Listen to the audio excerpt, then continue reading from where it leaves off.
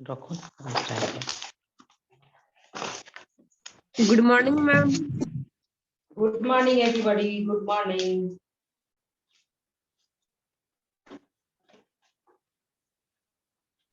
Good morning, ma'am. ठीक है. Good morning.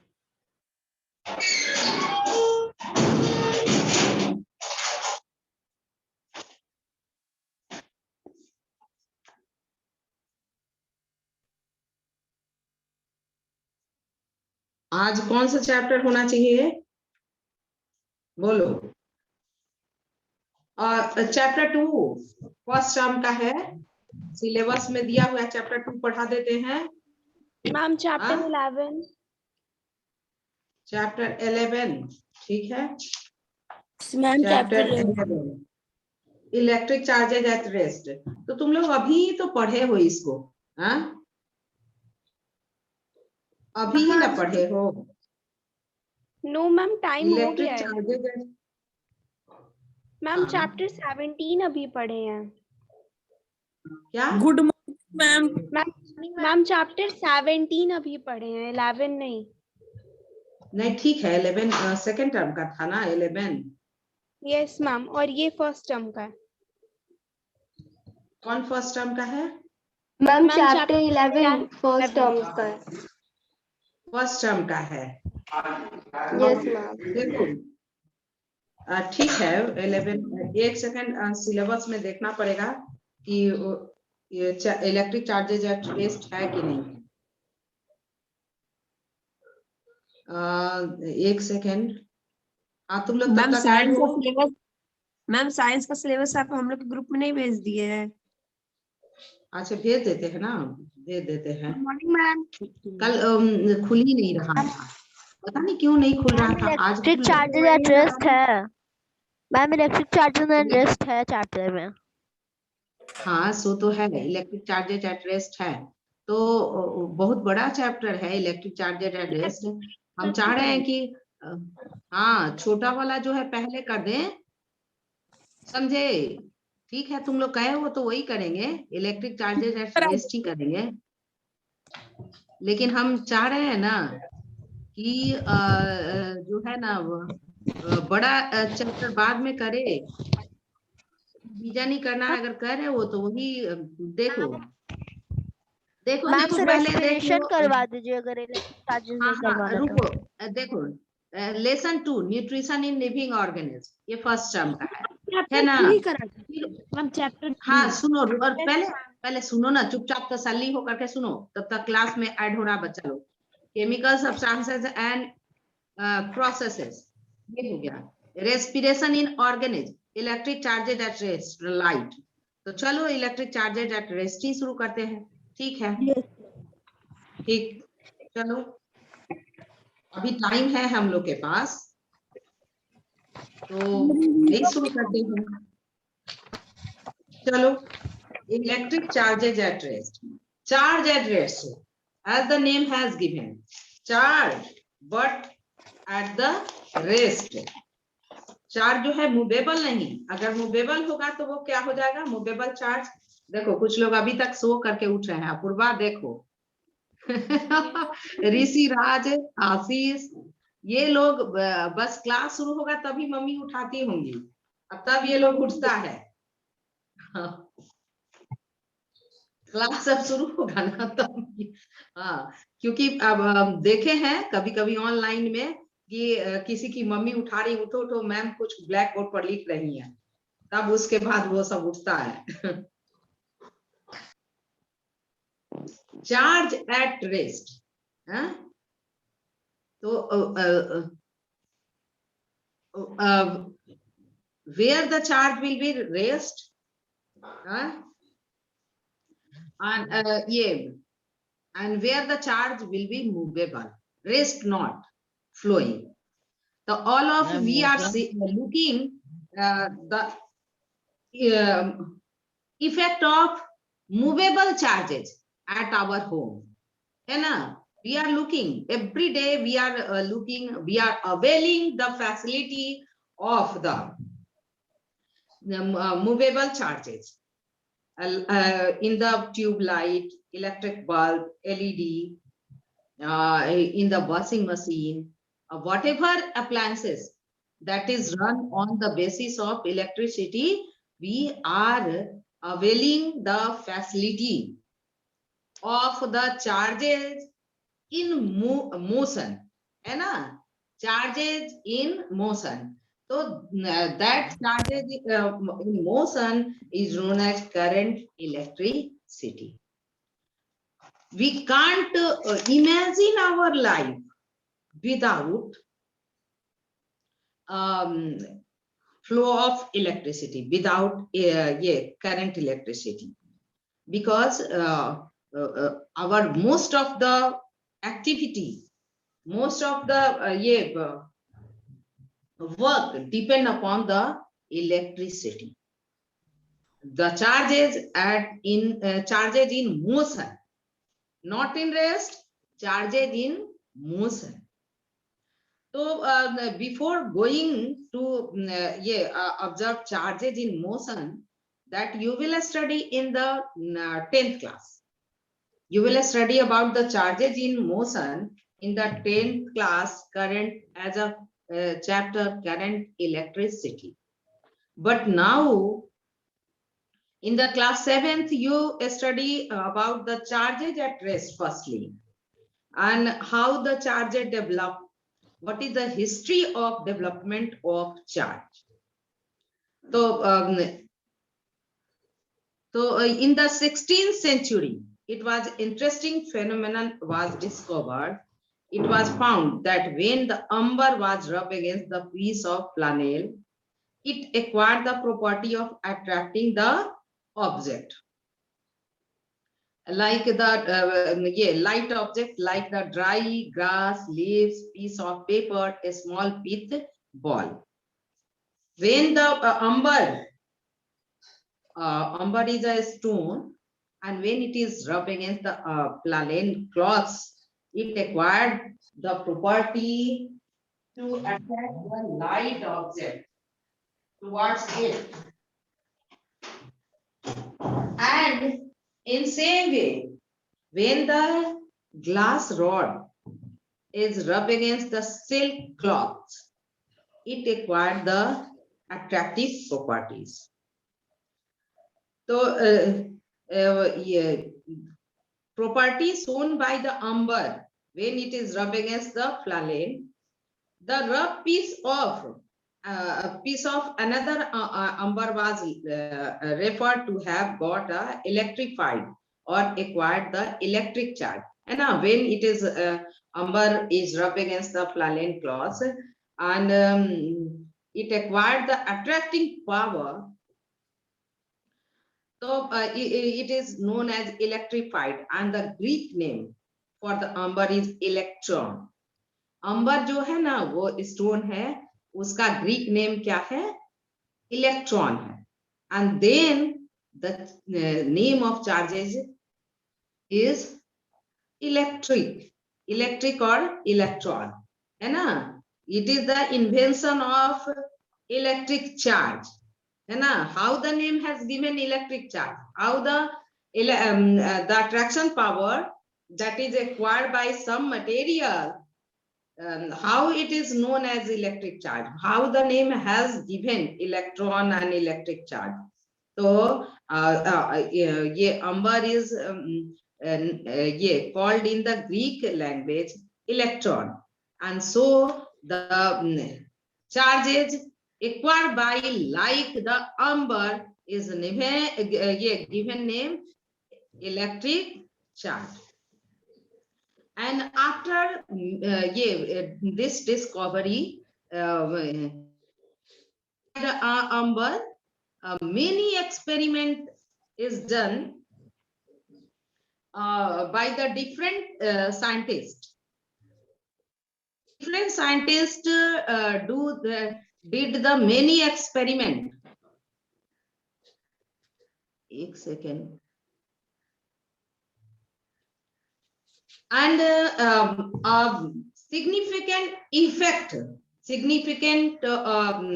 discovery, significance practice done by the English physician and physicist William Gilbert. He discovered that these properties, attracting properties, was also shown by substances like diamond, sapphire, opal, and rock salt. And there were, however, some other substances which do not show this property, but some substances show this property of attracting the light object. And now about the charged and uncharged object. Which object is known as charged object and which one is known as uncharged object? देखो उत्कर्ष तो अभी सो करके उठा है, वाह अभी सो करके उठा है, अभी ऐड हो रहा है, जबकि हम वेट करते हैं, थोड़ा स्लो ही पढ़ाते हैं, 9-10 का करते हैं क्लास शेड्यूल कि बच्चे कम से कम 9 o'clock तक उठ जाए और 9-10 तक एकदम पढ़ने के लिए बैठ जाए। नहीं फिर भी कुछ लोग अभी ऐड होते हैं। क्या सिद्धि बोलो, बोलो सिद्धि, बोलो, हैंड रेज की है। मुझे कोई प्रॉब्लम नहीं है। अच्छा ठीक है, तो फिर सुनो, ये रिवीजन में ये जो मेन चीज होगा उसको हम बताते चलेंगे, और फिर ये अनचार्ज object and charge object. when we rub our hair with the comb,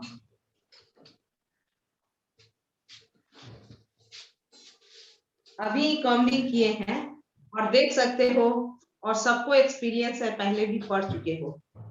मेरे पास बाल नहीं है ना, मेरे पास बाल नहीं है, एकदम बहुत कम बाल है, लेकिन जब कॉम्बिंग करते हैं तो ये पूरा फैला फैला हो जाता है, सबका एक्सपेंशन हो जाता है। नहीं बाल है ही नहीं, लेकिन लगता है कि बाल जो है पूरा एकदम स्पेस घेरे हुए हैं। और ये भी यहाँ जो है जैसे ही रबिंग करते हैं तो ये अभी अट्रैक्ट नहीं कर रहा है। मेरा बाल बहुत दिन से 3-4 दिन हो गया उसको धोए हुए, इसलिए शायद वो अच्छा से चार्जिंग नहीं हुई।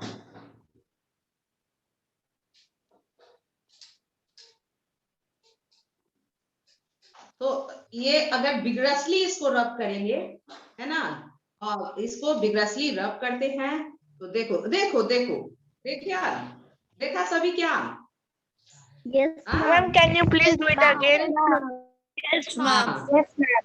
हाँ मैम, ये देखो scale से एकदम नहीं होता हमको है लगा ना? कि हाँ अब देखो क्यों होता है, कैसे होता है, इसको बाद में कहते हैं, पहले हो रहा है उसको देखो, है क्यों होता है उसको बाद में हो रहा मैम है। बचपन में बहुत किए स्केल से। हाँ बस वही तो है, अभी उसको जानना है, बचपन में जो काम किए उसको जानना है बस। मैम आपका वीडियो पॉज है। वीडियो कैसे पॉज है, दिखाई दे रहा है सिद्धि? ठीक है। हाँ दिख रहा है आपका क्या है? अच्छा देखे ना, फिर देखो इसको बार बार अब देख लो, अब तो एकदम इंटरेस्टिंग बना करके चैप्टर को आगे बढ़ाना है। तुम लोग भी ये काम करना। हम तो ऐसा करते हैं, कब मालूम है, पार्टी में जाना रहता है, मेरा बाल तो पूरा झड़ चुका है, तो ये करते हैं, बार बार कॉम्बिंग करते हैं, रबिंग करते हैं। देख लो देखो मैम ऐसा क्यों? सभी मैम ऐसा क्यों होता है? अभी अच्छा अभी पहले हो रहा है, ये देखो, है ना, अब ये देख लिए कि हो रहा है, ऐसा हो रहा है कि when we rub against our hair with the comb, the comb acquired property of attracting this tiny piece of paper that is very light in nature. So what happened ki when we rub this comb against the hair, so superficially electron transfer takes place. You know, atom, each and every material made up of atom. made up of three smallest unit, that is known as electron, proton and neutron. Neutron And ये proton and neutron. हाँ, यहाँ देखो, हाँ ये charge के लिए ये समझ जाना होगा बेटा, और एकदम पहले सुन लो, और नहीं समझ में आएगा तब फिर तुम क्वेश्चन करना। पहले एकदम देखो, ये जो है ये एटम है, ये एज्यूम कर लिया गया है, साइंटिस्ट लोग एज्यूम किए कि एटम का स्ट्रक्चर, बहुत सारा एजम्पशन आया, ये इसका भी हिस्ट्री है कि इस एटम का साइज कैसा होगा नहीं होगा, तो बहुत सारा एक्सपेरिमेंट किया गया, बहुत सारा एजम्पशन आया कि एटम का साइज कैसा होगा। लेकिन जो जिस थ्योरी को सबसे ज्यादा सपोर्ट मिला, तो वो थ्योरी है क्या, कि atom are spherical in nature and there is a centre, इतना बड़ा नहीं, एकदम छोटा सा, दिखाने के लिए हम थोड़ा बड़ा कर रहे हैं कि centre, this is known as nucleus, इसको कहते हैं न्यूक्लियस। और इस न्यूक्लियस में दो जो है स्मॉलेस्ट यूनिट या स्मॉलेस्ट पार्ट एलिमेंट एटम का रहता है, जिसको कहते हैं न्यूट्रॉन, जो कि कोई चार्ज इस पे नहीं है, और दूसरा रहता है प्रोटॉन। और इलेक्ट्रॉन जो है, ये दो जो है एलिमेंट, मैम मैम अब नया निकला है। हाँ मैम अभी एक नया निकला है जिसका कोई साइज ही नहीं है। अच्छा ठीक है, आप साइज का बात नहीं करें, अभी जो हम बता रहे हैं जो पुराना है ना उसकी बात करें, जो पुराना है जिसके बेस पर आपको ये समझाएंगे उसकी बात करें। नया निकला है तो उसका भी बात करेंगे। तुम बताना 5 मिनट के क्लास में, तुम भी बता अपना रखना, बहुत सा थ्योरी है बेटा, तो जो थ्योरी जो रफली तुमको आइडिया दे सकता है इलेक्ट्रिक चार्जेज एट रेस्ट, तो उसको समझने के लिए ये थ्योरी थोड़ा सा बता रहे हैं, ठीक है। नया जो निकला है, और हम, हाँ मैम मैं क्लास लीव करके रिज्वाइन करूं मैम, मेरे में नेटवर्क इशू और आपका वीडियो बार बार पॉज हो जा रहा है। हाँ करो ना, तो उसमें आता है ना, ये स्क्रीन पे आ जाता है एडमिट करने के लिए, तो एडमिट कर लेंगे और क्या। अभी तक वो बीच बीच में एडमिट करते ही जाते। तो ये देखो, बीच में रहता है न्यूट्रॉन एंड प्रोटॉन, ये, और इसके चारों ओर जो है ना, जो स्पेस है, जो खाली स्पेस है, उस खाली स्पेस में ये स्पेस जो है एनर्जी लेवल में डिवाइडेड है, और ये एनर्जी लेवल में डिवाइडेड है, और एनर्जी लेवल का जो है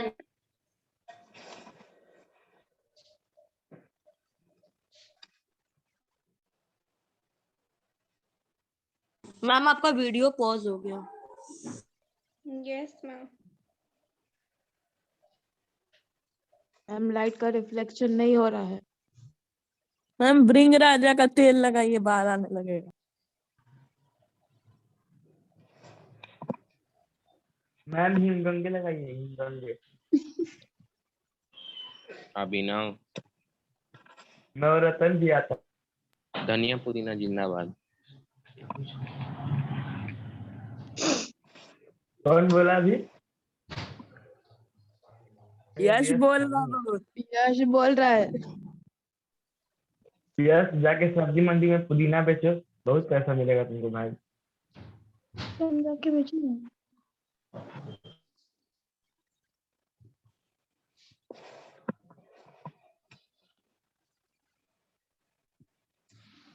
बहुत जल्दी बाल आता है उससे। तुम खुद तो उगा लो। किया है दोनों। क्या तुम्हारा बाल नहीं है? सर्टिफाइड टकला है। नहीं है? लगता है हाँ ISO कभी certified कभी। आशीष पैराशूट लगाइए मैम। तुम लगा लो ना। हम टीटरी का मामा अर्थ का लगाइए। क्या क्या यस बोले, क्या बोलो बोलो। हम बोल रहे हैं ना। मैम मैंने कुछ नहीं बोला। मैम मैंने हाँ, नहीं हाँ। बोला, अभिनव ने बोला। मैम बोल रहा है बाल जल्दी आ जाएंगे। मामा अर्थ लगाइए मैम, कुछ बोल रहा था। ए बेटा, अब हमको बाल का क्या जरूरत है? जो इतना है बाल वो काफी है मेरे लिए। अब बाल का क्या जरूरत है? जो है ना मेरा ये जो है अप्रॉक्स 50 हो चुका है। अब हमको बाल का क्या जरूरत है? बाल का जरूरत तुम लोग को है। तो स्कूल में अच्छे से बाल में ऑयल जो है वो ये देता है, न्यूट्रिशन देता है। ऑयल नहीं मैम आशीष लगाता को है, बोलिए। वैक्स उसको लगाता होल्ड है। करके रखे। तुम लोग को जरूरत है, अब हमको बाल का जरूरत नहीं है। समझे ना? जितना बाल है वो काफी है। 10-15 साल का 10 साल और जीना है, उसके लिए कितना बाल चाहिए? हैं? अरे मैम ऐसा नहीं एवरेज बोलिए। हाँ, एवरेज लाइफ जो है उसके करीब तो आ ही चुके हैं ना। तो अब बाल तो इतना ही काफी है। और पार्टी फंक्शन के लिए बस कमिंग कर लेते हैं। तो क्या होता है बाल में, क्या हो जाता है, क्यों फैल जाता है? क्यों फैल जाता है? रिपल्सन, सेम चार्ज से चार्ज हो जाता है। तो रिपल्सन होता है तो लगता है कि क्लाउड बन गया है। बाल एक दूसरे से अलग हो जाता है। सेम चार्ज से जब चार्ज अप होता है तो रिपल्सन होता है, और जिसके वजह से बाल का जो है मैम भी बाल रिपेल कर लगता है जाता कि है। क्लाउड बन गया। हाँ, तो बस उसी से काम चल जा रहा है। अब तो मेरा हो गया। और आगे वाला जो है ना, देखो क्या करते हैं, गड़बड़ कहाँ है। ये इसको पढ़ाते हैं, लेकिन यहाँ सुन लो, इतना दूर जो है ना मेरा व्हाइट हो गया, इतना दूर, यही गड़बड़ है। और व्हाइट हो गया है तो कभी कभी कलरिंग करते हैं, जैसे तो कलर करते हैं ना, तो कलर जो है पीछे का नहीं, पीछे का मेरा ब्लैक है, ये सब ब्लैक है, लेकिन उसके वजह से जो है ना आगे का ही पूरा हेयर निकल गया है। इसलिए केमिकल का यूज कम से कम करें, तो ऐसा सिचुएशन फेस नहीं करना पड़ेगा। तुम लोग अभी जान लो। और ये हाँ, देखो, ये पहले मेरी बात सुनो बच्चे।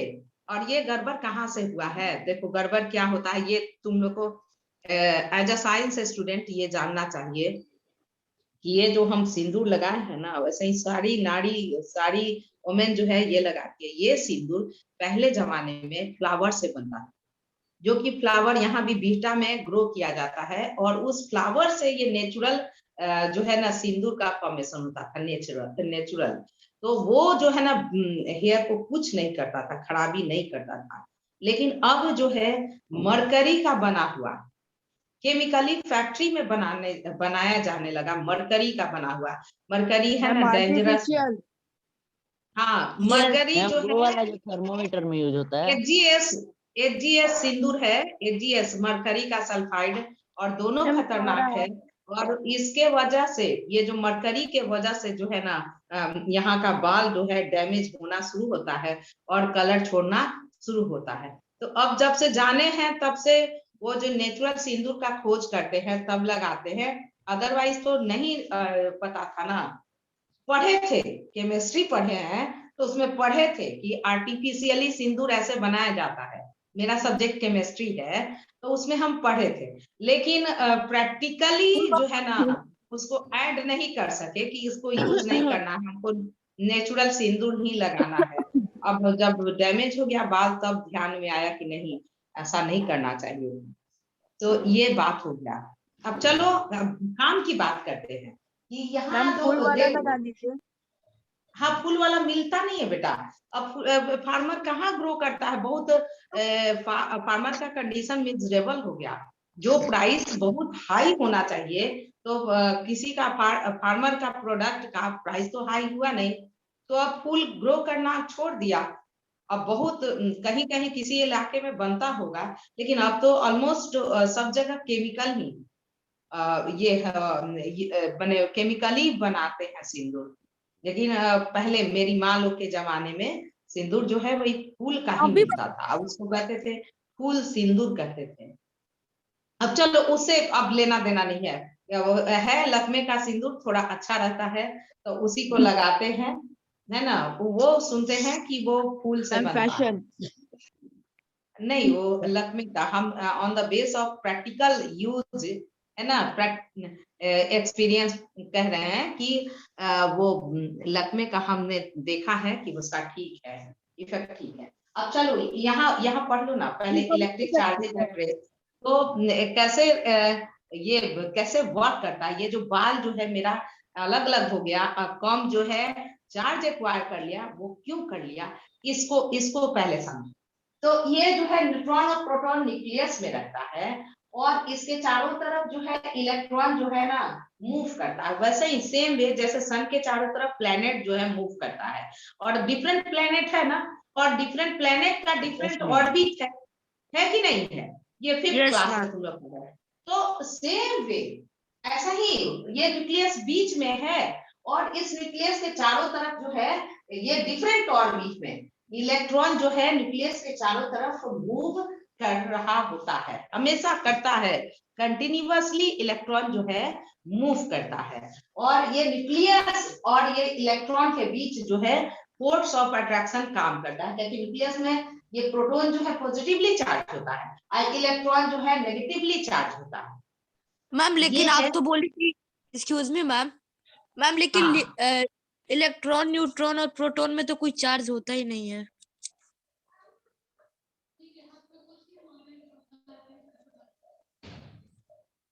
वीडियो पॉज हो गया। चार्ज माइनस होता है और प्रोटॉन मैम पर न्यूट्रॉन में तो माइनस चार्ज होता ही है। हाँ, और प्रोटॉन में प्लस चार्ज होता है। और जिस तरह से सन और प्लैनेट पॉजिटिव चार्ज होता है। पहले मेरी बात सुनो, अब उसके बाद भी कंफ्यूजन होगा तब तुम पूछना। जो जिस तरह से सन के चारों तरफ प्लैनेट क्यों मूव करता है, under influence of gravitational force of sun, है ना। सन के ग्रेविटेशनल फोर्स के इन्फ्लुएंस में, प्रभाव में प्लैनेट्स जो है सन के चारों तरफ डिफरेंट ऑर्बिट में मूव करता है कि नहीं। तो सेम वे ये जो न्यूक्लियस है, न्यूक्लियस के इन्फ्लुएंस में, न्यूक्लियस में पॉजिटिव चार्ज है, उसके इन्फ्लुएंस में, उसके प्रभाव में जो है इलेक्ट्रॉन जो है जो कि नेगेटिवली चार्ज है, अपने डिफरेंट ऑर्बिट में इलेक्ट्रॉन जो है एटम के माने ऑर्बिट जो बना हुआ उसमें मूव करता है। ये है स्ट्रक्चर एटम का। अब देखो जब हम ये इलेक्ट्रॉन यहाँ जब कम्बिंग करते हैं, तो कम्बिंग किया तो सुपरफिशियल सबसे आउटर मोस्ट सेल में जो इलेक्ट्रॉन देख रहे हो, तो वो इलेक्ट्रॉन का ट्रांसफर होता है। ये इलेक्ट्रॉन कहाँ से ट्रांसफर हुआ ये क्लियर नहीं है, आइदर फ्रॉम कम टू ये हेयर और फ्रॉम हेयर टू कम, लेकिन ये ट्रांसफर होता है। चाहे तो हेयर से कम के ऊपर इलेक्ट्रॉन का ट्रांसफर हो जाता है, या फिर कम से हेयर के ऊपर इलेक्ट्रॉन का ट्रांसफर होता है। और जब ये कम से इलेक्ट्रॉन का ट्रांसफर हुआ हेयर पे, तो हेयर हो गया कैसा charge, negatively charge, negative charge, hair में नेगेटिव चार्ज, सारे हेयर्स में क्या हो गया नेगेटिव चार्ज, और इसमें हो गया पॉजिटिव चार्ज, ये चार्ज एक्वायर कर लिया। अब जो है ये जब चार्ज एक्वायर कर लिया, तब इसको ये बिट्स ऑफ पेपर के पास ले जाते हैं, तो ये क्या करता है, इक्वल एंड अपोजिट चार्ज को इंड्यूस करता है।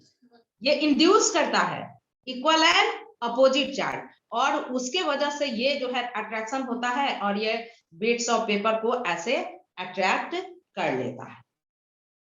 और अच्छा, तो बाल क्यों अलग अलग हो जाता है, क्योंकि इलेक्ट्रॉन का ट्रांसफर हो गया, तो सारे हेयर्स कैसे हो गए, नेगेटिवली चार्ज हो गए, सेम चार्ज से चार्ज हो गए। अपूर्वा, और क्लास खत्म हो जाएगा, उसके बाद बोलोगी हमको समझ में नहीं आया, फिर घर में भी यही काम करिए, जो हम बता रहे हैं उसको सुनो। चैप्टर हो चुका है, रिवीजन में एकदम हर एक कारण को जान करके तब चैप्टर को आगे बढ़ाएंगे। तो ये जो है इलेक्ट्रॉन, मान लो कि हेयर्स में इलेक्ट्रॉन का ट्रांसफर गया, तो सारे हेयर्स जो है कैसे चार्ज हो गए, नेगेटिवली चार्ज हो गए, सेम चार्ज हो गया। सबके पास नेगेटिव चार्ज हो गया, और सेम चार्ज में तुम लोग पढ़े हो क्या होता है, रिपल्सन होता है, ये 6th क्लास में ही पढ़े हो। तो रिपल्सन के वजह से हेयर्स जो है एक हेयर्स एक दूसरे को क्या करता है, रिपल्स करता है। तो रिपल्स करने से जो है ये हेयर्स जो है फैल जाता है ना, रिपल्स करने से, रिपल्सिव फोर्स के वजह से हेयर्स जो है अलग अलग हो गया। तो यही कारण है आपका जो है ये ये क्यों एक्वायर कर लेता है, कौन सा property for attracting the tiny piece of paper, ये ग्रासेज, ये क्यों एक्वायर कर लेता है? क्योंकि ये चार्ज हो जाता है ना, आइदर पॉजिटिवली चार्ज और नेगेटिव, पॉजिटिवली या नेगेटिवली, कोई भी चार्ज इलेक्ट्रॉन ट्रांसफर की वजह से, ये जो सुपरफिशियल इलेक्ट्रॉन ट्रांसफर होता है, और तो इसके वजह से ये चार्ज हो गया।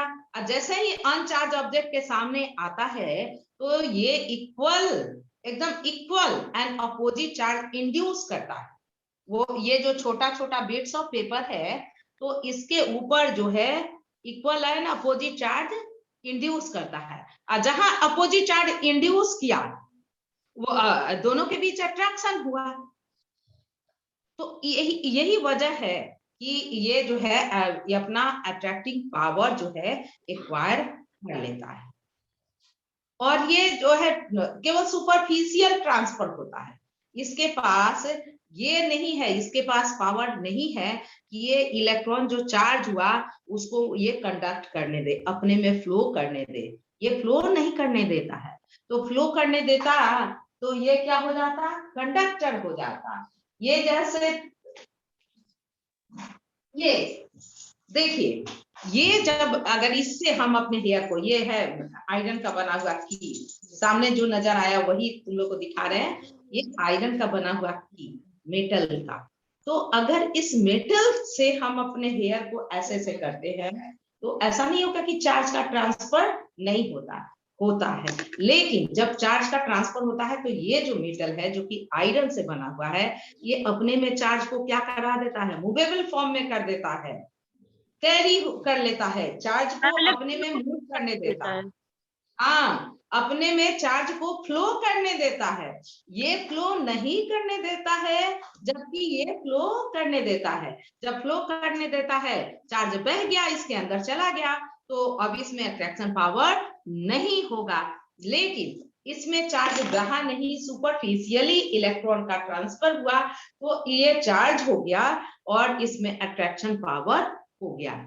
तो अब इस बेस पे अब मटेरियल को जो है 2 कैटेगरी में डिवाइड करते हैं, कंडक्टर और इंसुलेटर। अब कंडक्टर कौन है कि इसमें तो ऐसे करेंगे, चार्ज का ट्रांसफर हुआ, लेकिन इसमें रबिंग से चार्ज नहीं हो।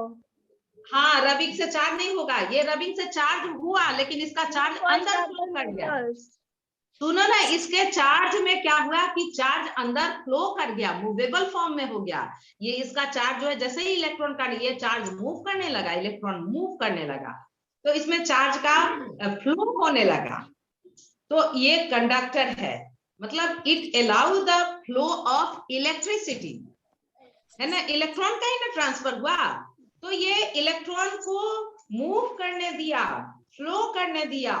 इलेक्ट्रॉन इसमें आया जैसे ही तो मूव कर गया, रेस्ट में नहीं आया था, मूव कर गया। तो मूव कर गया तो ये बन गया कंडक्टर ऑफ इलेक्ट्रिसिटी, तो इसको कहते हैं कंडक्टर। लेकिन ये जो कॉम्ब है या फिर तुम्हारा ये डस्टर का वुड है, तो ये इसमें चार्ज होगा और सुपरफिशियल चार्ज होगा। इलेक्ट्रॉन आया लेकिन रेस्ट में रह गया, मूवेबल नहीं। ये इलेक्ट्रॉन को अपने से फ्लो करने नहीं दे रहा है, अपने अंदर इलेक्ट्रॉन जाने नहीं दे रहा है। इलेक्ट्रॉन आया तो मोशन में नहीं हुआ, रेस्ट में रह गया, है ना। तो रेस्ट में रह गया तो इलेक्ट्रॉन अगर मान लो कि इस पर ट्रांसफर हुआ तो नेगेटिवली चार्ज हो गया। रब किए तो इलेक्ट्रॉन का ट्रांसफर हुआ, इस पे इलेक्ट्रॉन आ गया तो ये नेगेटिवली चार्ज हो गया। ये तो ये ऐसे ऑब्जेक्ट को प्लास्टिक, कॉम्ब, वुड, ये सब क्या हो गया, insulator. The object which do not allow the electricity flow through them are known as what? Insulator. है ना? इंसुलेटर। ये दोनों इंसुलेटर हो गया। और ये आयरन और आयरन जैसा object that allow the electricity flow through them is known as conductor. है ना? कंडक्टर। हाँ, कंडक्टर।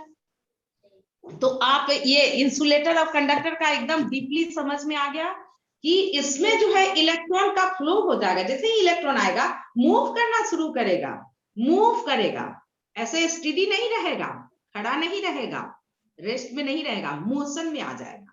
तो ये हो गया कौन सा, कंडक्टर, है ना। जब इलेक्ट्रॉन इस पे आए और इलेक्ट्रॉन इसके थ्रू मूव करने लगे तो ये हो गया कंडक्टर। लेकिन इसमें इलेक्ट्रॉन का ट्रांसफर हुआ, बस आया, ट्रांसफर हो गया, यही पे रह गया, है ना, सुपरफिशियली रह गया। इसमें ये अपने थ्रू इलेक्ट्रॉन को पास नहीं करने दिया, अपने अंदर इलेक्ट्रॉन को मूव नहीं करने दिया, और तो मूव नहीं करने दिया तो इस पे इलेक्ट्रॉन का चार्ज आ गया और ये बन गया कैसा, इंसुलेटर। चार्ज को फ्लो नहीं करने दिया तो इंसुलेटर। लेकिन ये क्या है कि रबिंग से क्या हो जाएगा, ये रबिंग से, है ना, ये रबिंग से चार्ज हो जाएगा, है ना, आइदर नेगेटिवली चार्ज और पॉजिटिवली चार्ज, इस रबिंग से चार्ज हो जाएगा। चलिए नेक्स्ट, कंडक्टर और इंसुलेटर। हाँ बोलिए मैम। अगर इंसुलेटर में जब होगा या कॉम्ब है या वुड है, उसमें मैम हमेशा नेगेटिवली चार्ज होगा। नहीं बेटा, ये नेगेटिवली चार्ज हमेशा नहीं होगा। अब तो इस पर आएंगे ना कि वो जरूरत नहीं है कि नेगेटिवली चार्ज होगा, पॉजिटिवली चार्ज होगा। लेकिन अगर लेकिन अगर इलेक्ट्रॉन फ्लो हो रहा है तो उसमें नेगेटिव चार्ज होता है, तो वो नेगेटिव चार्ज नहीं होगा ना। नहीं देखो, ये जब फ्लो हुआ तो ये कंफर्म है कि इसका इलेक्ट्रॉन इस पे गया कि इसका इलेक्ट्रॉन इस पे गया, ये तो कंफर्म नहीं है। नो मैम, ये पता चले तब ना। अब जो है चार्ज करने के बाद इसको इलेक्ट्रोस्कोप होता है, ऐसे बना होता है, और उसका स्ट्रक्चर बताएंगे। तो जैसे इसको टच करवाएंगे तो पता चलेगा, वो मेजर करता है कि किस चार्ज, इसने कौन सा चार्ज एक्वायर किया, आइदर पॉजिटिव और नेगेटिव। तब इलेक्ट्रोस्कोप बताएगा कि इस पे कौन सा चार्ज आया, तब हमको पता चलेगा, है ना। और इसीलिए देखो ना, kind of charges in nature इसमें पढ़ेंगे, इसमें अभी पढ़ेंगे कि अभी तो केवल ये कंडक्टर और इंसुलेटर पढ़ लिया, कैसे सुपरफिशियली चार्ज ये एक्वायर कर लिया, ये पढ़ लिया। अब जो है ये कौन सा चार्ज इसने एक्वायर कर लिया, वो कैसे एक्वायर किया, उसको इलेक्ट्रोस्कोप से ही मेजर करेंगे, तभी पता चलेगा कि नेगेटिवली चार्ज है कि पॉजिटिव। जैसे कितना इलेक्ट्रॉन रहेगा, मान लो कि क्यों ऐसा होता है, देखो जैसा ये भी, इसको देखो, और तब ये पूरा चैप्टर एकदम आसान हो जाएगा। बस यही कंसेप्ट हो गया ना, तो बाकी पूरा चैप्टर आसान हो जाएगा। देखो ये जो है इलेक्ट्रॉन, जो इलेक्ट्रॉन आउटर मोस्ट सेल में है, बाहर जो है, इसी का ट्रांसफर होता है, या फिर इसी में इलेक्ट्रॉन आता है ना, या फिर इलेक्ट्रॉन ट्रांसफर होता है दूसरे ऑब्जेक्ट पर, या फिर इसी में इलेक्ट्रॉन आएगा। बस सुपरफिशियल जो बाहरी सरफेस पे बाहर है, वही इलेक्ट्रॉन का ट्रांसफर होता है। अब जो है इसमें अगर 10 पॉजिटिव चार्ज है, 10 प्रोटॉन है,